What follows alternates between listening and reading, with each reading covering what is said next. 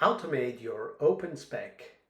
Here's the repo with a few changes, and now you just install the new shipper and then you initialize. It will ask you a few questions. One of them will be, which tool will you use to develop the code? By default, Codex is selected.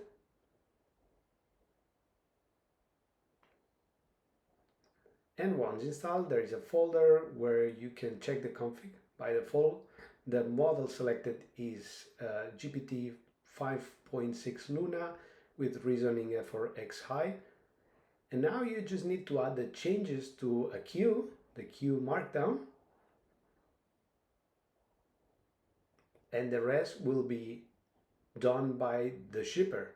It will go through every change and it will perform every phase until delivering your changes to production.